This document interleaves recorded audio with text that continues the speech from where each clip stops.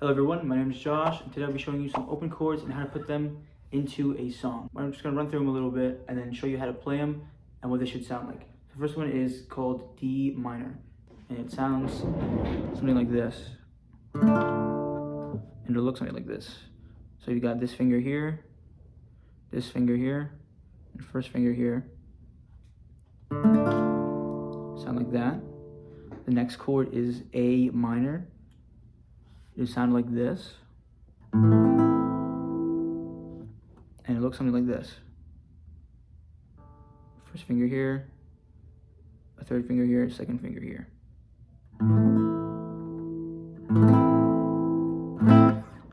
Next chord is C, which sounds like this.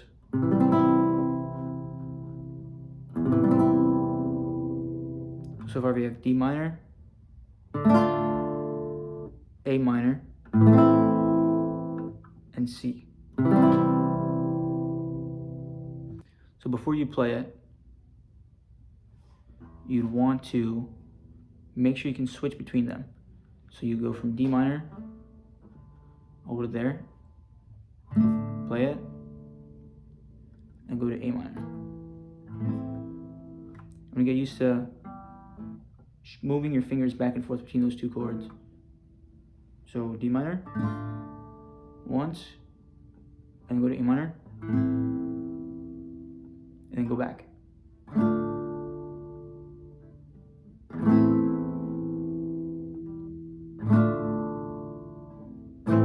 Once you do that, you go from D minor to A minor to C. So practice from going to A minor to C, just the same way you did from the first two chords.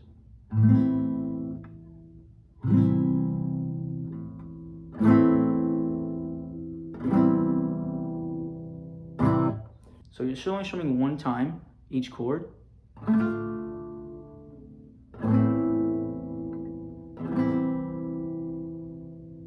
D minor, A minor to C. So once you practice the shapes down, once you get them down, you'll notice that between A minor and C, you only move one finger, you move your third finger. So going from this shape is A minor, you move one finger up here, that's how you get C. So these two chords are really easy to go back and forth between, but D minor is like the odd one out because you have the finger, instead of here, you have it here. Right, so once you practice getting all those down, you can get them out of order. So you can change the order and practice just moving your finger, getting that muscle memory down. Once you do that, you can start learning the strum pattern. So ignoring this hand for a second, we can go to the strumming hand, which is down here by the sound hole. There's a bunch of different patterns you can do strumming wise, but the one I'll show you is a really basic one that you learn and beginners learn, and it sounds something like this. I'm going to mute the strings by just covering with my fingers, like not pushing down, but just covering it so they don't make any noise. So if I push down, it would ring out, but I'm just going to mute them so you can get the rhythm of the strum pattern. The strum pattern looks something like this. If you're holding a pick, you're holding it like this. And so if you add your chords to it, it sounds like this.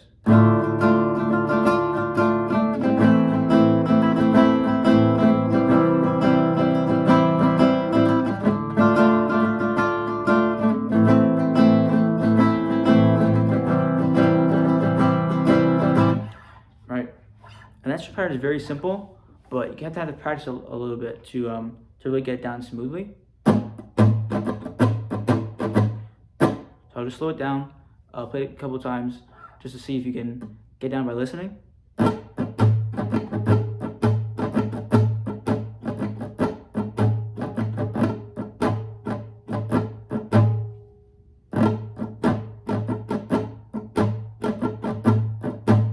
So it's down, down, up, down, up. Down, down, up, down, up. Down, down, up, So the tricky part is really that the two upbeats, because usually you just go up and down. Well, instead you go, so you kind of skip a beat in the beginning, down, down, up, down, up. So instead of going down, up, down, up, down, up, down, down, up, down, up. So I'm going to keep playing this D minor chord, but with the rhythm that I just showed you guys.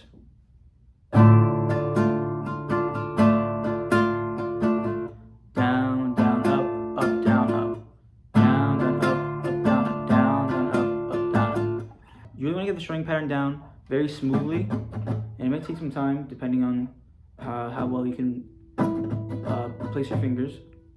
But you want to get down as smoothly as possible so that you can play it as if you're like talking to somebody or something like that. So it just comes very easy to you so that you can focus on the chords that you're playing, right? And if it's too fast for you, you can slow it down if you want to.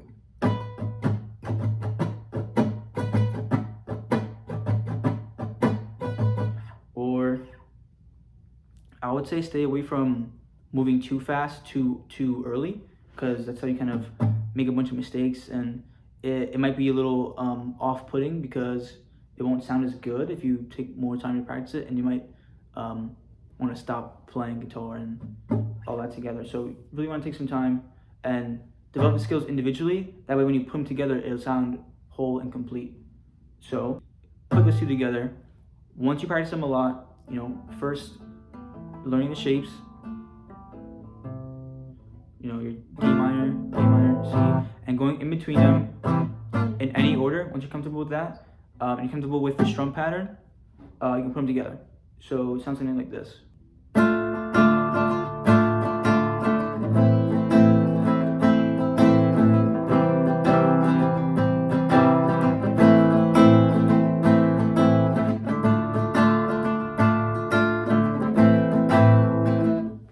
Alright, now I want to try something a little bit different, because you can really play the chords in any order, but I want to show you a specific order that sounds better. So you'd start on the C shape, which is this one again, and you use the strumming pattern that we showed you, and then I'll show you the order of the chords, and then you said practice that order. So it goes something like this. So C, A minor, D minor, back to A minor, C, A minor, D minor, A minor. So if you want to make it simple so you can hear better, it goes C, A minor, D minor, back to A minor. And that's the full progression. And that is a couple of open chords. And you can use this method of learning the chords first, learning a strum pattern, and then making sure you practice those chords, gain those muscle memory. You can use other chords as well once you learn them. So I'll go through like a list of all the open chords, which are the first chords that you want to learn, and then you can kind of mix and match them and make your own chord progressions, and also come up with different strum patterns. So I'll run through a list of a bunch of other chords. I'll play them, and I'll have the charts up on the screen, and so you can use the method that I showed you and learn different chords. So I'll go through all the open ones. So you have A, which looks and sounds like this. You have D, which looks and sounds like this. You have G, which looks and sounds like this. And there's a version of the F chord, which looks sort of like the C chord, but I kind of switch around two fingers, and it's F. So this is what the C chord looks and sounds like. F looks and sounds like this.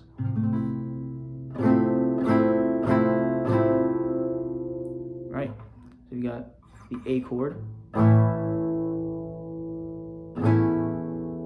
D major, the D chord. You got your G chord and your F chord.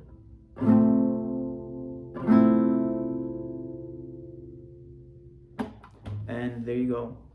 Once you practice all your chords and different strum patterns, you'll be able to play any song you want and progress through your guitar playing and become a better player. So there you go.